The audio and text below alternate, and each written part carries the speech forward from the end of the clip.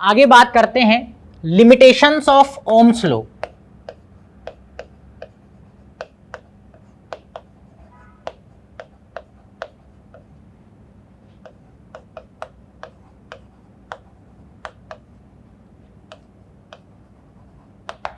ठीक है, limitations of Ohm's law कि ओम्स लॉ जो है वहां कहां पर जाकर आपका एप्लीकेबल नहीं है ना, कहां पर जाकर आपका ओम्स लॉ जो है वो फेल हो जाता है।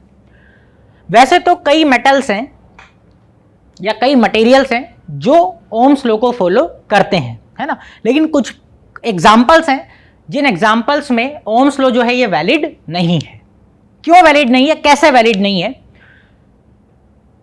कई बार क्या होता है, हाई टेम्परेचर पर जो V is directly proportional to I relation है ये सीज करने लगता है ना, फेल होने लगता है। जैसे अपन मेटल्स की ही बात करें अगर, तो मेटल्स के लिए अपन V और I के बीच में अगर ग्राफ ड्रॉ करें तो ग्राफ जो है वो कुछ ऐसा होना चाहिए, है ना, लेकिन हायर टेम्परेचर पर जब आप जाएंगे तो ये ग्राफ कुछ देर तक तो यही चलेगा, लेकिन हायर टेम्परेचर पर जाते जाते इससे डेविएट होने लगेगा इस तरीके से, है ना। तो हायर टेम्परेचर पर मेटल्स भी इस लॉ को जो है वो फॉलो करना क्या कर देते हैं, धीरे धीरे कम कर देते हैं। इसके अलावा सेमीकंडक्टर्स जो होते हैं, सेमीकंडक्टर्स भी जो होते हैं वो ओम्स लॉ को फॉलो नहीं करते हैं, है ना। जैसे अगर मान लीजिए एक पर्टिकुलर वोल्टेज पर एक पर्टिकुलर करंट फ्लो कर रहा है किसी एक पर्टिकुलर डायरेक्शन में, अगर मैं वोल्टेज को रिवर्स कर दूं, है ना, पोलैरिटी चेंज कर दूं बैटरी की और वोल्टेज को रिवर्स कर दूं, मैग्नीट्यूड सेम रखूं, तो क्या हो जाना चाहिए, करंट को भी रिवर्स हो जाना चाहिए और करंट की वैल्यू जो है उतने ही अपोजिट डायरेक्शन में हो जानी चाहिए, है ना। लेकिन सेमीकंडक्टर्स में ऐसा नहीं हो पाता है। क्लियर है, पोलैरिटी अगर आपने चेंज कर दी, वोल्टेज की जो वैल्यू है उसकी डायरेक्शन आपने क्या कर दी, रिवर्स कर दी, तो करंट जो है वो रिवर्स में होकर फ्लो उतने ही मैग्नीट्यूड का नहीं कर पाता है।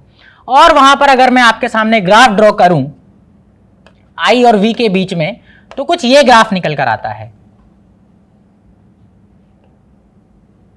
इस तरह का कुछ ग्राफ निकल कर आता है। स्ट्रेट लाइन ग्राफ ऑब्वियसली ये यहां पर नहीं है ना। इसके अलावा एक और एग्जांपल जिसमें सेम वोल्टेज पर, दो सेम वोल्टेज पर या दो अलग अलग वोल्टेज पर आपको सेम करंट मिल जाती है। गैलियम आर्सेनाइड एक सेमीकंडक्टर मटेरियल है जिसके लिए अगर वोल्टेज और करंट के बीच में ग्राफ ड्रॉ किया जाए तो कुछ ग्राफ ऐसा आता है, ऐसा। आप ध्यान से देखिए, दो अलग अलग वोल्टेज पर, ये एक अलग वोल्टेज है और ये एक अलग वोल्टेज है, इन दोनों अलग अलग वोल्टेजेस पर आपको करंट की सेम वैल्यू दिखाई दे रही है, जबकि ओम्स लॉ के अकॉर्डिंग तो एक पर्टिकुलर वोल्टेज की वैल्यू पर एक पर्टिकुलर करंट की वैल्यू होनी चाहिए थी, है ना। यानी गैलियम आर्सेनाइड एक और एक ऐसा एग्जांपल है, एक ऐसा सेमीकंडक्टर है जिसमें क्या होता है, दो अलग अलग वोल्टेजेस की वैल्यू पर करंट की वैल्यू सेम मिलती है ना। और सेमीकंडक्टर्स फॉर एग्जांपल डायोड, जिनमें V और I का कुछ ये ग्राफ मिलता है जो कि कहीं से कहीं तक ओम्स लॉ को फॉलो करता हुआ नहीं दिखाई दे रहा है। और मेटल्स में भी हायर टेम्परेचर पर जो VI का ग्राफ स्ट्रेट लाइन होना चाहिए था वो क्या करने लगता है, डेविएट करने लगता है। तो ये कुछ एग्जांपल्स हैं जिनसे हेल्प से मैंने आपको बताया कि ओम्स लॉ जो है उसकी क्या क्या लिमिटेशन है, वो कहां कहां जाकर क्या हो जाता है, फेल होने लगता है। चलिए आगे बढ़ते हैं, चलिए आगे डिस्कस करते हैं रेजिस्टिविटी ऑफ वेरियस मटेरियल्स, है ना। एक टेबल आपकी एनसीईआरटी में दी हुई है जिसमें कई सारे मटेरियल्स हैं और उनकी रेजिस्टिविटी उसके टेबुलर फॉर्म में आपको लिखी हुई है सामने की तरफ, है ना। उनको लर्न करने की वैसे कोई खास जरूरत नहीं है। रेजिस्टिविटी का अगर क्वेश्चन में यूज करवाना होगा उसे तो वो रेजिस्टिविटी वैल्यू आपको देगा, है ना। लेकिन वो रेजिस्टिविटी किस किस रेंज की होती है या किस तरह के मटेरियल की कितनी होती है, कैसे वेरी करती है, उस टॉपिक में हमें पढ़ना है ना। तो रेजिस्टिविटी ऑफ वेरियस मटेरियल्स, ठीक है। मेटल्स की रेजिस्टिविटी बहुत कम होती है क्योंकि उनकी कंडक्टिविटी ज्यादा होती है, इजिली वो करंट को फ्लो करवाते हैं। तो जो मेटल्स होते हैं उनकी रेजिस्टिविटी 10⁻⁻8 ओम इंटू मीटर से लेकर 10⁻⁻6 ओम इंटू मीटर, इस रेंज की होती है ना। कम कंडक्टिविटी है काफी, सॉरी कम रेजिस्टिविटी है काफी, और कंडक्टिविटी क्या हो गई, बहुत ज्यादा हो गई। अब अपन बात करें इंसुलेटर्स की, जैसे रबर, प्लास्टिक, वुड, इनकी बात करें तो उनकी जो रेजिस्टिविटी है वो मेटल्स की रेजिस्टिविटी की 10⁻18 टाइम्स होती है ना। मेटल्स की जो रेजिस्टिविटी है जिस रेंज की है उसका 10⁻18 गुना कर लीजिए आप, इतनी रेजिस्टिविटी किसकी होती है, ये इंसुलेटर्स की, है ना। और इन दोनों के बीच की जो रेंज बची उसमें किसकी रेजिस्टिविटी लाई कर जाती है, सेमीकंडक्टर्स की, है ना। यानी कि मेटल से तो ज्यादा और इंसुलेटर्स से क्या होती है, कम होती है। क्लियर है। ये जो रेजिस्टिविटी है ये टेम्परेचर पर भी डिपेंड करती है। कंडक्टर्स में कैसे टेम्परेचर पर डिपेंड करती है, सेमीकंडक्टर्स में कैसे टेम्परेचर पर डिपेंड करती है, उसे आगे अपन देखेंगे। लेकिन ये जो रेजिस्टिविटी है टेम्परेचर की वजह से क्या होती है, चेंज होती है।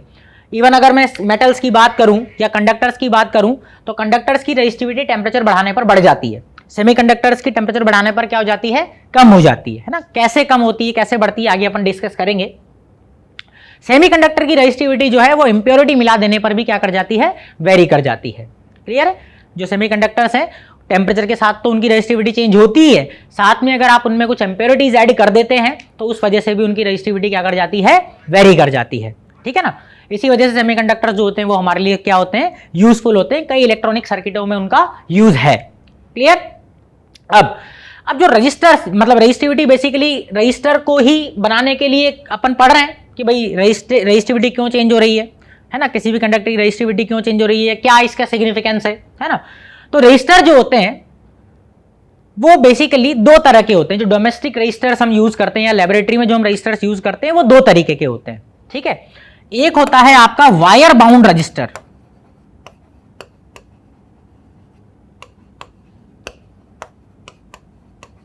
और दूसरा होता है आपका कार्बन रजिस्टर, जो हमारे घरों में या लेबोरेटरी में जो रजिस्टर्स यूज हो रहे हैं वो इन दो टाइप के हैं।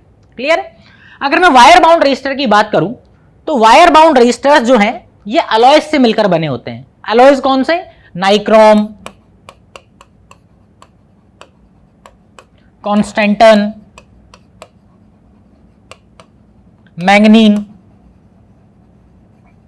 है ना। तो ये जो अलॉयज हैं इनसे मिलकर जो रजिस्टर्स हम बनाते हैं वो कौन से रजिस्टर्स होते हैं, वायर बाउंड रजिस्टर्स होते हैं। इनसे ही क्यों बनाए गए हैं वायर बाउंड रजिस्टर्स, क्योंकि इन अलॉयज से मिलकर जब रजिस्टर बनता है तो उसका टेम्परेचर के चेंज होने से जो रेजिस्टेंस की वैल्यू का चेंज हो जाने वाला सेंसिबली है वो क्या रहता है, कम रहता है ना।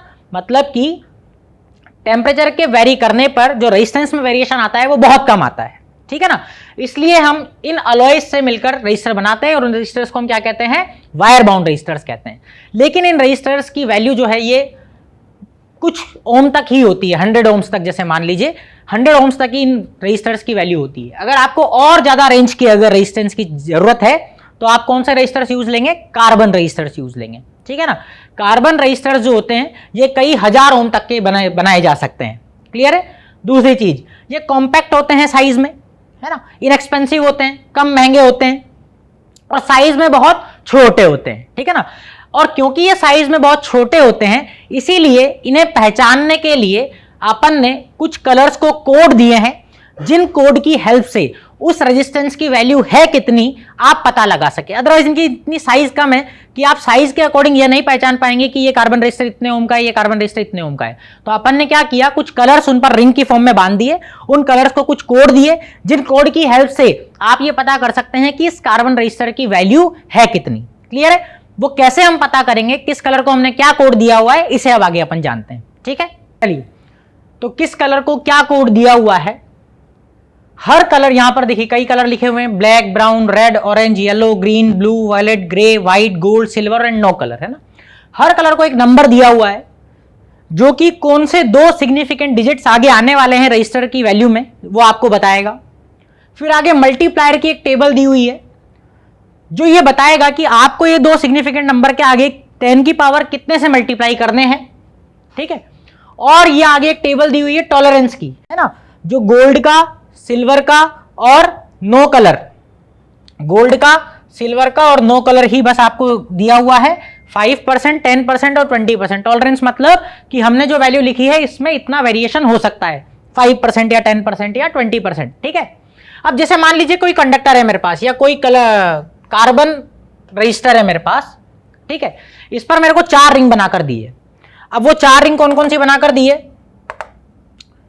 सपोज कीजिए एक रिंग मेरे को बनाकर दी है रेड बना दी पहली रिंग। ठीक है। उसके अगली वाली येलो बना दी सपोज कीजिए। ठीक है। उसके बाद की कोई भी कलर ले लेते हैं, ग्रीन ले लेते हैं, उसके बाद की जो है वो ग्रीन कलर की एक रिंग बनाई हुई है, और उसके बाद गोल्ड है, एक कलर गोल्ड बनाया हुआ है ना, कोई भी कलर मार्क कर देते हैं, बस इस पर लिख दूंगा मैं गोल्ड है ना, ये गोल्ड है, ठीक। रेड है, उसके बाद येलो है, फिर ग्रीन है, और उसके बाद क्या है, गोल्ड है। आपको 4 कलर इस पर कार्बन रजिस्टर पर बनाकर दिए। अब उसे इन कलरों से आइडेंटिफाई कैसे करना है कि वो कितने ओम का रेजिस्टेंस है। जो शुरुआत में 2 रिंग है उनके नंबर्स लिख दीजिए आप, है ना। जैसे एक रेड है, रेड का नंबर कितना है 2, फिर येलो है, येलो का नंबर कितना है 4, तो आगे लिख दीजिए 24 है। ये आपको 2 आगे की जो 2 रिंग है वो सिग्निफिकेंट डिजिट्स लिखनी है उन दोनों की, ठीक है। उसके बाद अगला क्या देगा आपको, मल्टीप्लायर देगा। तो अगला क्या है, ग्रीन, और ग्रीन का मल्टीप्लायर कितना है 10 की पावर 5, तो इनटू क्या कर दीजिए 10 की पावर 5, ठीक। अब उसमें टॉलरेंस कितना आ सकता है, टॉलरेंस के लिए लास्ट कलर को पढ़ना है, वो क्या है गोल्ड, और गोल्ड के लिए टॉलरेंस 5 यूज लेनी है आपको, यानी कि ±5%, ठीक। ये रेजिस्टेंस की वैल्यू है, ठीक। और भी कोई बनाकर दे सकता है, क्वेश्चन ऐसे ही पूछे जाते हैं। पहला कलर सपोज कीजिए कुछ है ब्लू, पहला कलर ब्लू है, अगला कलर है मान लीजिए वॉलेट, और उसके अगला कलर है रेड, और लास्ट में मान लीजिए कोई कलर नहीं है, नो कलर, ठीक है। कैसे बनाएंगे, शुरू के 2 तो आप क्या कीजिए नंबर लिख दीजिए सिग्निफिकेंट डिजिट्स। ब्लू, ब्लू का कितना है 6, वॉलेट, वॉलेट का कितना है 7, तो ये आ जाएगा 67। रेड के लिए मल्टीप्लायर यूज करना है, यानी कि थर्ड वाले नंबर के लिए क्या यूज करना है, मल्टीप्लायर। रेड कितना है, रेड का मल्टीप्लायर है 10 की पावर 2, तो आप कर लीजिए 10 की पावर 2।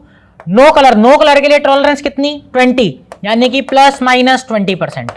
तो इस तरीके से इन कोड्स को यूज करके आप ये पता कर सकते हैं कि जो कार्बन रजिस्टर आपको दिया हुआ है उन पर जो रिंग्स हैं उनके कलर के अकॉर्डिंग उन कोड को यूज करके आप पता कर सकते हैं कि उस रेजिस्टेंस की वैल्यू कितनी है। क्लियर है। चलिए अब ये अपन ने जो अभी तक पढ़ा इनसे बेस कुछ छोटे छोटे क्वेश्चंस जिनको आप रिवाइज करके, जिनको आप सॉल्व करके अभी तक जो अपन ने पढ़ा आज के लेक्चर में उसे आसानी से रिवाइज कर सकते हैं ना। आप चाहें तो पोज करके पहले ट्राई कर लीजिएगा और उसके बाद उसका आंसर, मैं जो आंसर बताऊं उससे मैच कर लीजिएगा, ठीक है ना। कौन कौन से क्वेश्चन हैं, जैसे पहला क्वेश्चन है average velocity of electrons in the presence of electric field in a conductor is called drift velocity, अभी अभी अपन ने पढ़ा। अगले क्वेश्चन पर आते हैं, mobility is defined as magnitude of electricity per unit drift velocity या magnitude of drift velocity per unit electric field, B magnitude of drift velocity per unit electric field. अगला question, unit of mobility, mobility की unit क्या होती है, metre square per unit volt into second, ठीक है ना, अभी निकाली थी ए ऑप्शन। अगला I is equal to NeAVD in this equation, n क्या है इसमें, अभी अभी पढ़ा हमने, number of free electrons per unit volume, ठीक है ना। अगला, device that does not obey the Ohm's law, कौन से डिवाइस का एग्जांपल इन दोनों में से जो ओम्स लॉ को फॉलो नहीं करता है, डायोड जो एक सेमीकंडक्टर डिवाइस है, ठीक है। अगला, name of a material for which there are 2 values of potential difference for same current, 2 अलग अलग वैल्यूज पर सेम करंट आ जाए ऐसा कौन सा सेमीकंडक्टर वाला मटेरियल था, गैलियम आर्सेनाइड, ठीक है।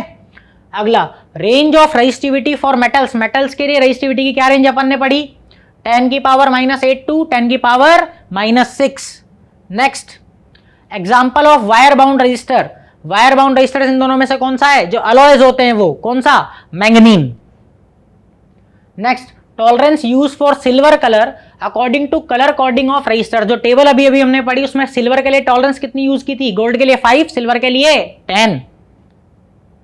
Next, multiplier used for red colour according to colour coding of resistors, अभी अभी अपन ने जो टेबल पढ़ी उसमें रेड के लिए कौन सा था, 10 की पावर 1 या 10 की पावर 2, कौन सा था, सबसे पहले आता है ब्लैक, ब्राउन, फिर आता है रेड। ब्लैक के लिए 1, ब्राउन के लिए 10 की पावर 1 और रेड के लिए 10 की power 2। So correct answer is what, 10 की पावर 2।